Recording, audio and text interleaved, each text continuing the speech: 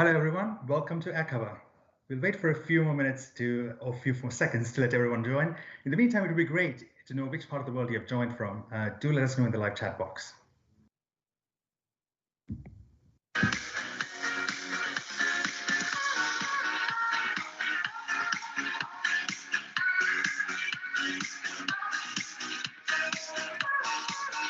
There's sound in the background. Okay.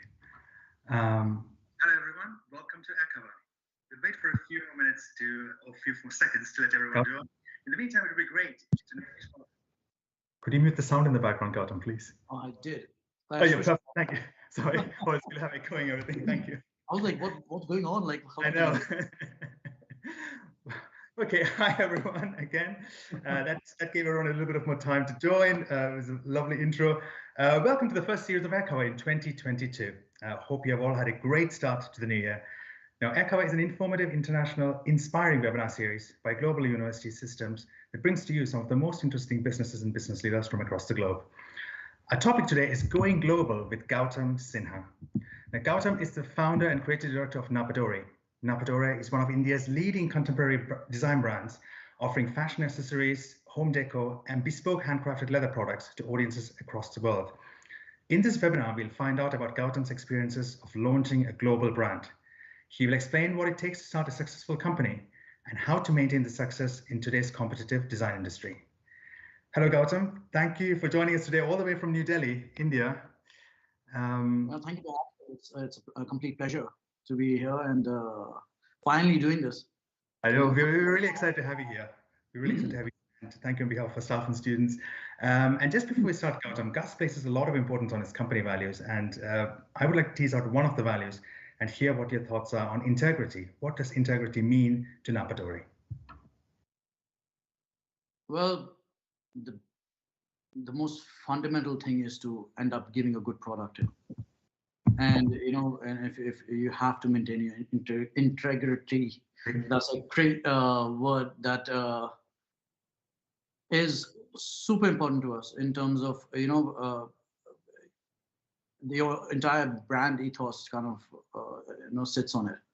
In terms of if you can't maintain it, if you can't maintain certain standards, you're obviously not doing what you're supposed to do, and so everyone in the team has to end up delivering a good product. That's the most important.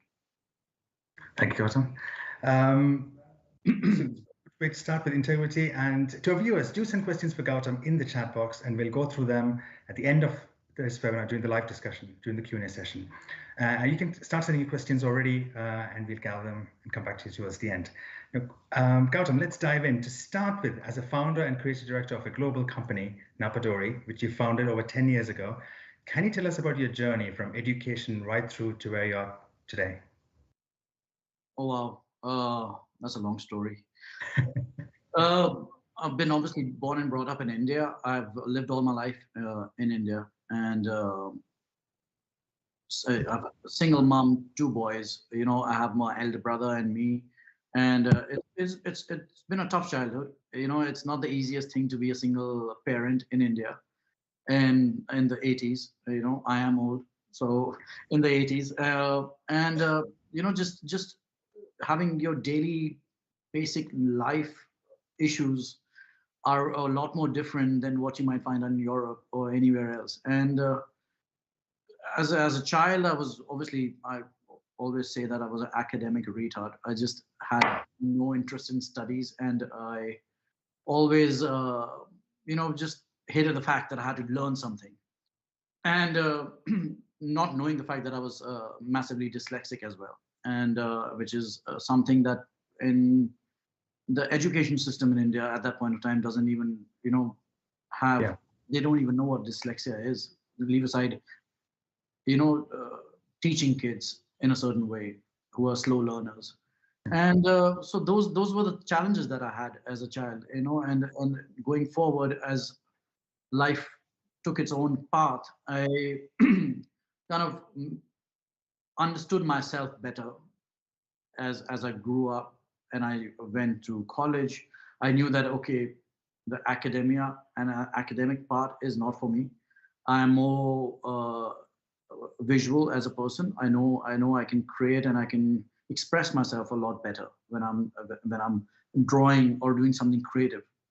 Hence the reason I thought, okay, I'll go to design school, and which I did, and took any course that came to me because I just wanted to be in a design school. It didn't matter if I was doing graphics or if I was doing fashion or whichever place they took me, I would have gone. So I ended up doing fashion design, and again, long story short, I did about 3 years of it. It was a 4-year course, and life was tough, as I did mention. The main objective at that point of time was to earn money, and in any way, you had to get a job on your on your life, and I ended up working. I kind of didn't drop out from college, but I didn't really end up giving the last semester any importance. And I ended up working in a company for a bit, which used to do Christmas ornaments for a Danish client of theirs, and it was a company based in Delhi. And I started working with them. Understood the ropes of how business actually happens, and how do you make an Excel sheet, and how you do product sheets, and invoicing, and all sorts of things came to me which I had no clue about. I knew that I creatively I could do things well, but I kind of learned the ropes of how to understand how a company operated at that point of time. And that was my learning days in terms of how I would one day think that I might want to start a business. And that happened, and I was, I think, 22 at that point of time. And I started my first company called Definite Design. And I did that for about 6 years. I used to design for Scandinavian companies for a bit, doing leather bells and all sorts of things, whatever came my way.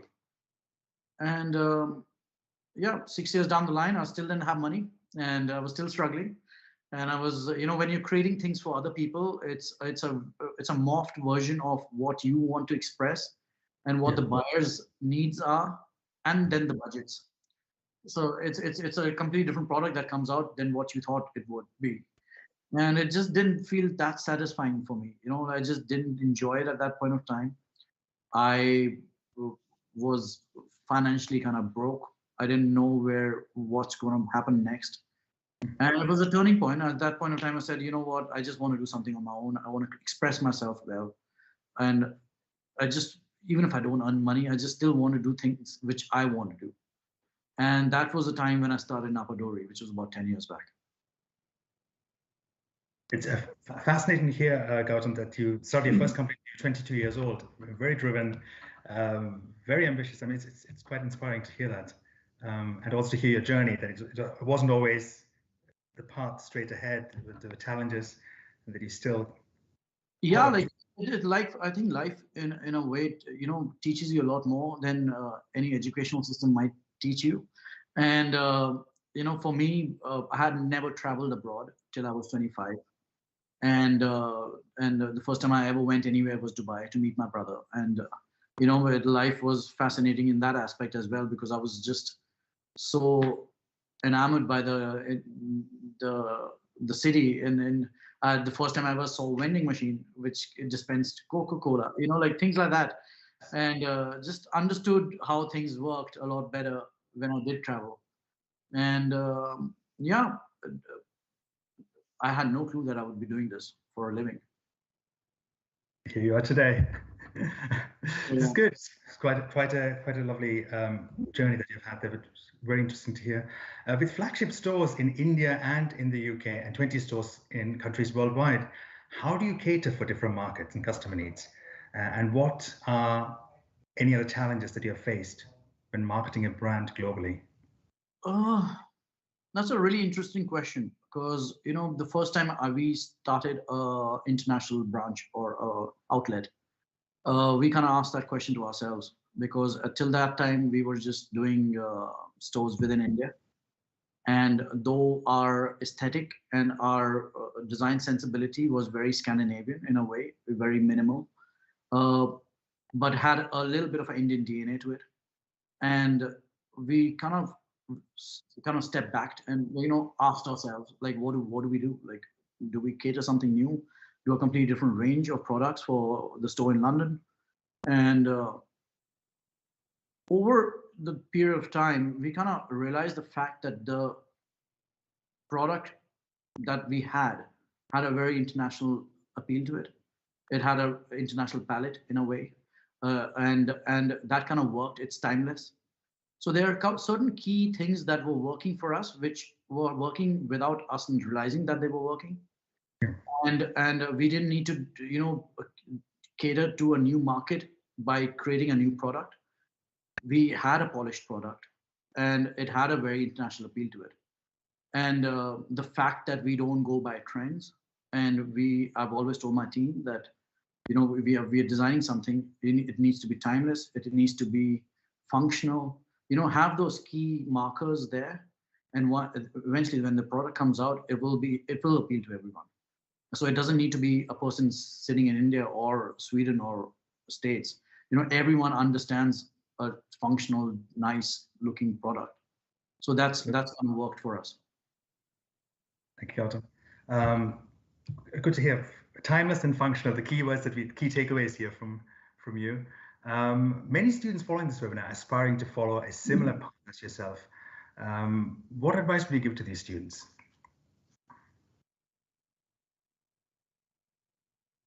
It's strange that I've come to a crossroad that I'm giving advice to anyone, because I was the most ignorant person when it came down to doing a business. This is not what I was planning to do. What I would definitely say to anyone who's trying to venture into doing their own business is, don't be scared, do it. They say, and this is actually a metric that is actually valid, that 50% of the businesses fail in the first year, any startup, and 90% fail in the first 3 years. So if you've done the first 3 years, you're obviously doing something right. And most of the people don't even start. They fail before they even start. I had no clue what I was going to do. I knew that I wanted to start a brand. And, don't ponder on that thought for so long. Failure is good. According to me, you fail 10 times, doesn't matter. Nothing's going to change, but try and start doing things. Don't make these massive plans in your head and not execute them. Execution is key, even if it's the smallest thing. Very important message there. Thank you, Gautam. Can you tell us about your love for design, and especially leather? Was this the catalyst to founding Nappa Dori? By the way, we found out that Nappa Dori translates into leather and thread. Is that correct? Yes, it is. Actually, leather, I didn't go looking for leather. Leather kind of found me in a way, because as I did tell you, like, I was out of college, I had no work, I'd left my job, and an aunt of mine had asked me. She was an exporter, and she was doing some work for a company in Copenhagen, and those guys wanted some leather belts, and I got the opportunity. In a way, she asked me, can you do it? And I was like, yeah, well, I will give it a shot, anything to earn money.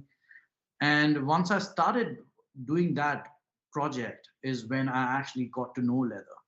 And I didn't learn it in college or school, or I didn't have any professional knowledge about this material. But over the time, when I did do this project, it's such a versatile material that I completely fell in love with it. You could do so much with it, and a completely wide range of products you could make out of it. And obviously, it's a premium product, so it's got that value to it as well. You got it. Gautam, a quick question: Is there any background noise in your background? Because I can hear it as well. I don't know what that is, because it's not on mine. Yeah. Sound everywhere else. I can't hear. Like, there's only this open on mine, so I don't know where it's coming from. Strange, very strange. Let me see. Okay, we'll continue. It should be. Going on, moving on to the next question. Is Nappa Dori products available in leading stores, including Selfridges and Fortnum & Mason? Can you tell us how you managed this, and how important were these landmark moments for the company? I've been kind of blessed in that aspect. A lot of things have, gravitate towards us than us finding them. And it's been the story with from the start, from the leather itself.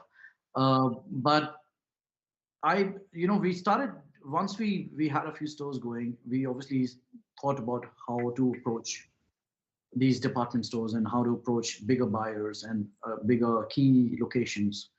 And we started doing a trade fair called Maison Objet in Paris, and it's a design fair that happens every year.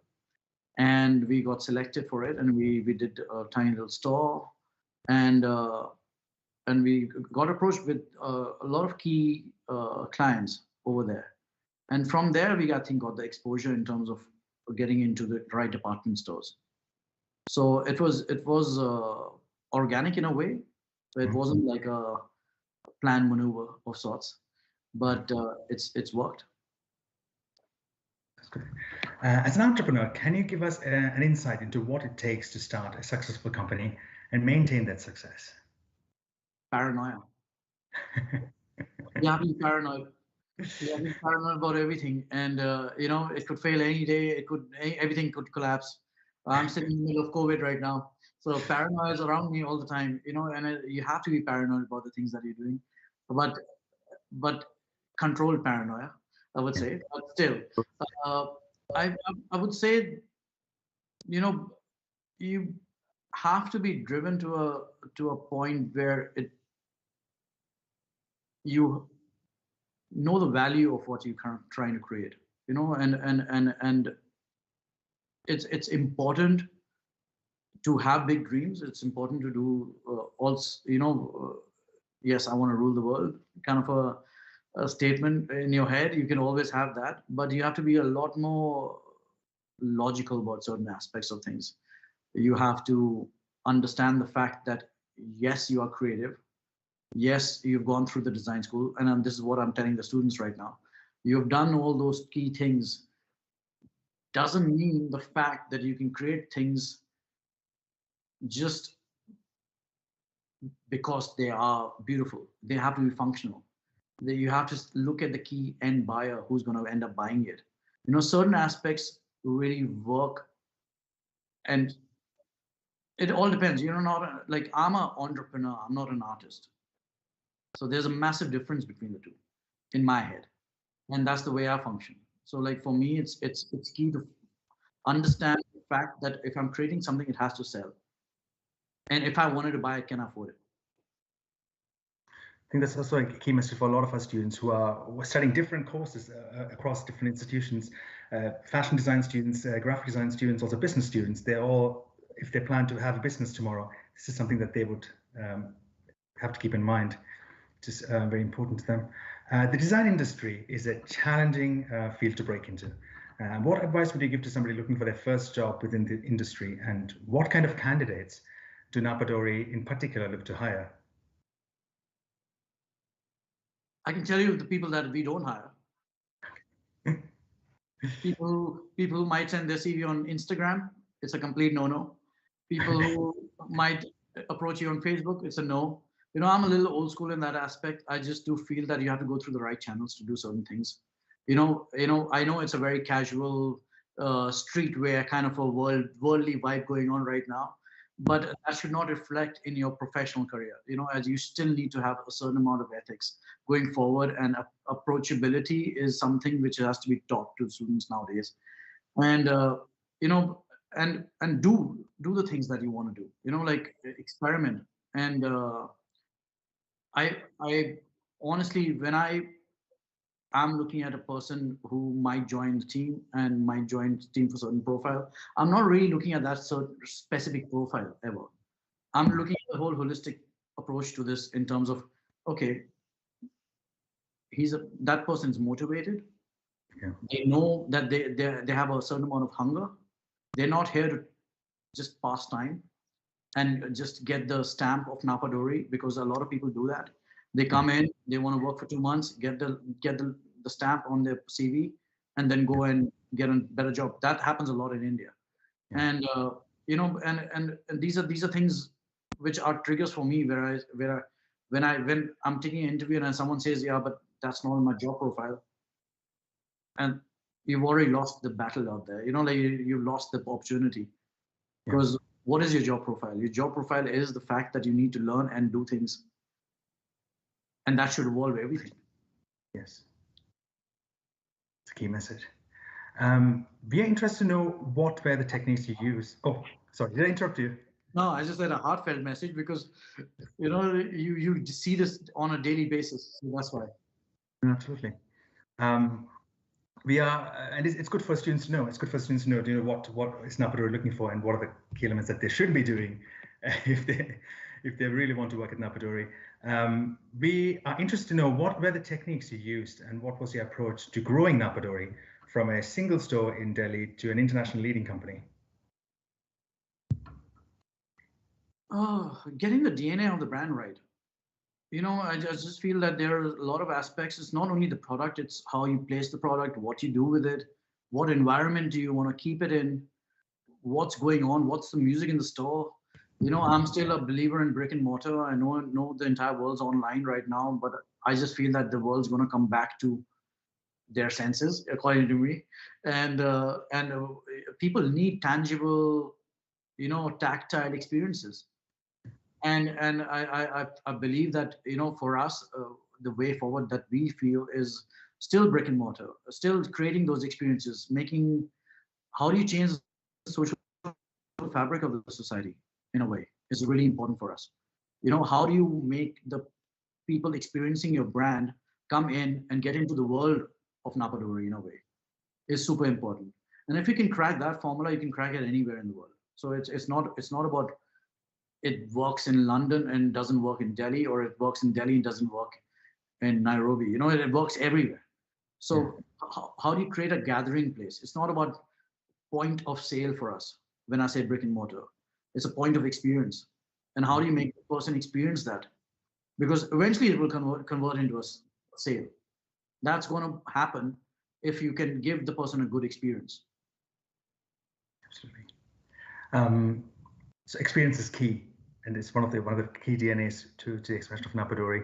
Can you tell us about the expansion of Nappa Dori as a brand with products such as the Dory Chronicle and Cafe Dory, which has outlets in London, Delhi, and Mumbai? How did this come about, and do you have any projects up for the future? Dory Chronicles is just a supplement that we do. It's about us just gathering key information that we think is relevant, and it's a supplement that we keep in our cafes and everywhere, and people to just go through there and browse. It's our, again, tactile blog where people can experience it in a certain other aspect than just scroll through it. In terms of Cafe Dory is a project that we wanted to do for a while. I'm a massive coffee addict. I have 6 cups of espressos a day, so I have to admit that. That's my wife, and for me, I always felt the coffee and leather kind of went really well. The combination was so strong. The entire experience that you get in terms of aroma as well, in terms of smell of leather, and they are very strong sensory materials that I just felt had to be experienced in one place. And hence the reason we thought, okay, we're going to start Cafe Dory in Delhi. Delhi is not really a breakfast kind of place. People eat late and they get up late, and I wanted to change that in that aspect. I'm a morning person, so I really wanted a place where people come and experience, get started with the day with a nice cup of coffee, and just be immersed in this design environment. So that's the reason we started it. But it's kind of morphed into a lot bigger than what we expected it to be. And some people come into the cafe now and say, "Oh, you're the Cafe Dory guy," and I'm like, "Not really, but yes, we have a cafe as well." So it's fun. It's been a learning experience. I'm not from the F&B industry at all, but I think the method to the madness is the same. It's curation, a good edit, and should taste wonderful. Sounds amazing. Can you tell us the importance of creativity in the design industry and in everything that you've achieved in your career?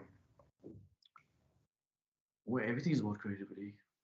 Like how can I even explain that? It's the core. to doing anything that you have to do. And it doesn't matter if you're doing design, art, graphics, you have to be creatively fluid and, experience things. Creativity comes at a music festival. I don't know, like, it's a very open-ended question that you've asked me. I don't know how to explain that. But I guess in the answers you said earlier as well, I mean, you've brought to light that creativity has been also a major element in creating Nappa Dori and kind of its vision to making it functional, to making it tie down to what the customer needs are. So the creativity, that element. Yeah, in my case, yes. Like in my case, because creativity was the only avenue I could express myself. And that could be with a lot of students who are listening to this, because everyone can't articulate things in a certain way, and expressions can come in a lot of different forms. So, and I just feel that it's key and it's important to understand the fact that you're not handicapped by the fact that you have certain limitations in terms of how do you want to express yourself. There are never limitations in how you express yourself.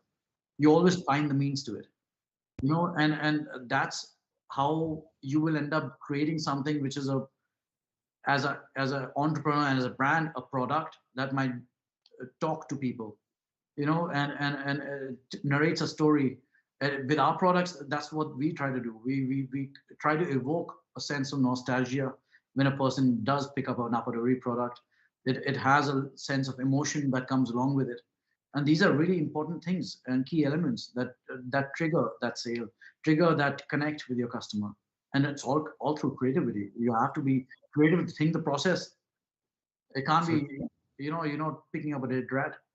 Exactly. I don't know if I have to say that or not, but yeah. No, but you're right. You've nailed it to the point. So thank you, Gautam. Going to be coming slowly to an end to this session, and let's switch gears and take a look at some of the questions we have received from our viewers. One of the first questions, by the way, guys. So sorry.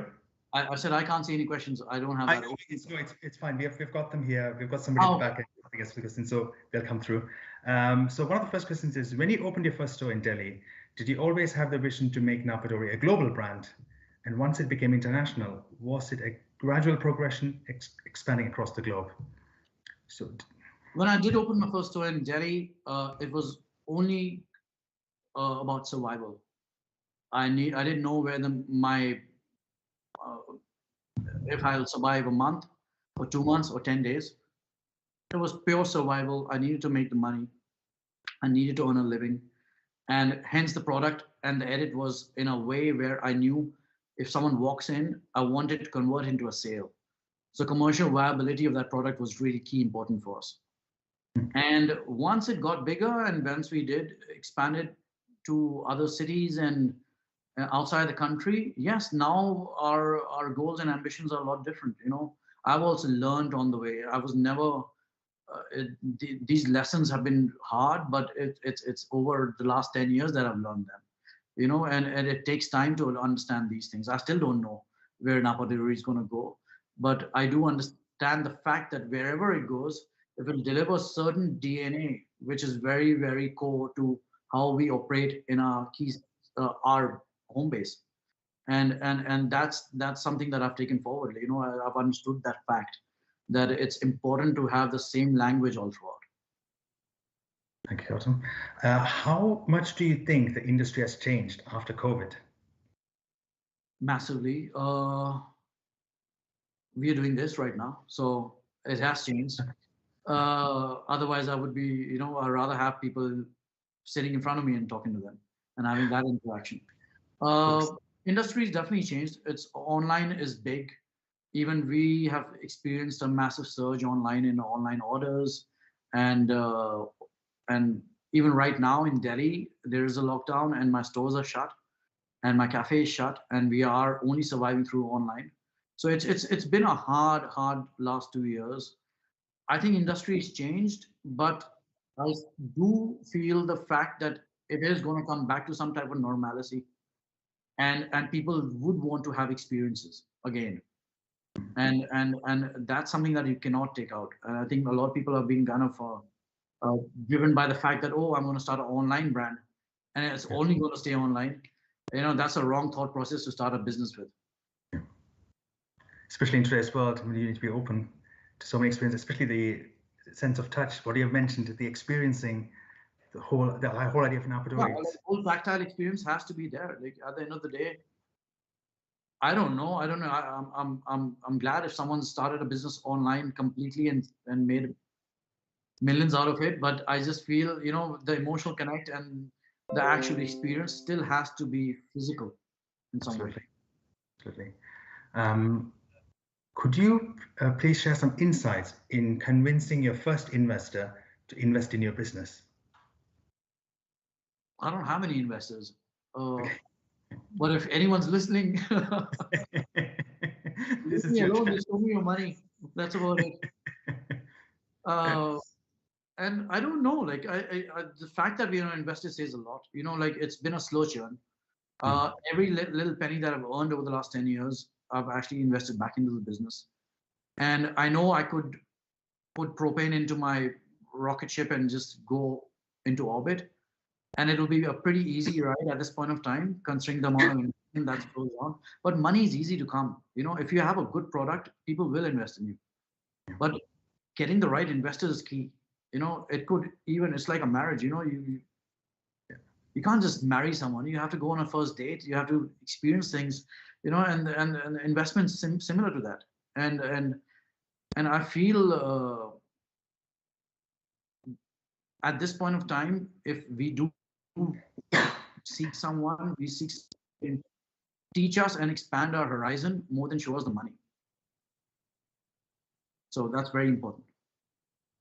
It's a key answer. Gautam, how do you attract talents to work with you or for you? I'm still trying to figure that out. As the first part of that question was, how do you hire people? Yeah. It's the same thing. No, I feel there's an immense amount of talent around, but I think every country has their own specific issues. I always have this. We always have a laugh when we all are talking. Me and our friends who are also doing certain businesses, is the fact there's a key fundamental difference between Europe and the West and Asia. In Asia, if you're looking at talent and you talk to a young person, and if in Europe you're talking to a young person, they're like, oh yeah, I'm going to graduate from this college and I'm done Ivy League, I've done this college and I'm going to work for this blue chip company, I'm going to work for this big company. It's a complete opposite in Asia. In Asia, it's, oh, I've just graduated from college and I'm going to start my own business. Yeah. It's a completely fundamental difference between how people think, how the young kids think in the West and in Asia. So hiring talent in India is a lot more difficult because a lot of young people are driven to start their own businesses and do something on their own. They rather earn less money but do their own thing, which I completely respect. It's a lot easier to hire people in Europe because they're all looking for a job. No one's trying to start their own business, which is a fundamental difference between the two, continents, I guess. Exactly. It's quite interesting to hear that. That brings us to the next question. What do Nappa Dori offer in terms of internships or work placement opportunities? So we obviously have our we do seasonal internships for sure. We take design students, we take graphic students, and even on-field experiences like stores. We train people and we get them involved in the functioning of the company.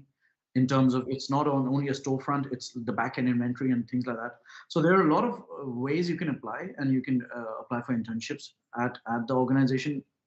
You don't need to be a graphic designer to come in as a product designer at Nappa Dori, or you don't need to be a product designer to be a product designer at Nappa Dori. That's key. So keeping your portfolio aside, we are more keen and we are more focused on the person by itself. How is the person, are they willing to express themselves and do things in different fields other than what they've learned in their college is key. And that's something that I've always told students and who have come on board. And even right now, we have 3 students who are working as product designers who are not product designers. I really don't care if you're a product designer or not. I want to know how informed you are about what's going on around in the world. I want to know if you know about the key brands which are happening in key indie brands in Japan or Scandinavia, or what's, be more informed is what I'm looking at as a key quality of a person who's trying to apply for a job here. Do you know, has your target audience changed at all since the beginning? And if so, how and why? Our target audience hasn't changed, but it's expanded, if I can say that. Uh, Earlier, obviously, our reach was a lot less. Hence, a certain type of clientele used to come to us because of the price points as well. But as we have expanded, we have kind of reached a wider audience. Even online's kind of helped in that aspect. And I'm learning that. I'm trying to learn the audience myself. Because there are a lot of key tier 2, tier 3 cities in India which you don't even think about when you're creating certain things because you're thinking about cosmopolitan cities. But those clusters are so important for within India. I'm talking specifically for India in terms of because the brand's from here, and that's something that's been a learning curve for me in terms of understanding that the market is a lot larger than what I expected it to be. Because I always thought, oh, this is a niche product, we're a niche market product, but the maturity of the audience I underestimated. And we'll ask one final question. How has the design market changed in the 10 years since you founded Nappa Dori?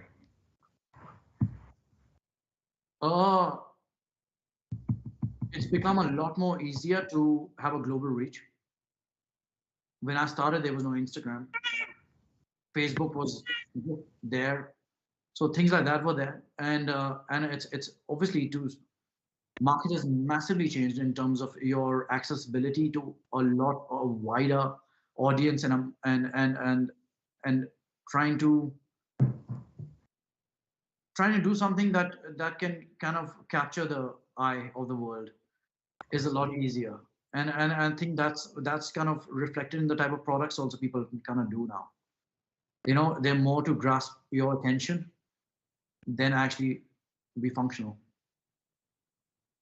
And with that key message, Gautam, by the way, that's what I was trying to say. That it's not the right method to go about because you can have that 15 minutes of fame, but if you're in here for the long haul and you want to create a brand, you need to create a legacy. Legacies are created over decades, not overnight. Yeah, absolutely. Gautam, thank you so much with that key message and that lovely ending. Thank you for sharing your expertise and insights with us. It's been a pleasure to have you here. Likewise, it's been a pleasure as well. And I hope to see you in Rail when I'm in London next. That would be great. We really love it to meet you in person. And to our viewers, thank you for joining us today. We hope you have enjoyed this webinar. Our next webinar is on the 23rd of February at 3 p.m. GMT with MJ Salisbury, Director of Specialist Music, Live Music Label. It's called Live Here Now. We'll be talking about breaking into the music industry. So this is particularly of interest for students from the creative industries. For more information, subscribe to our YouTube channel and see you all in February. Thank you and goodbye.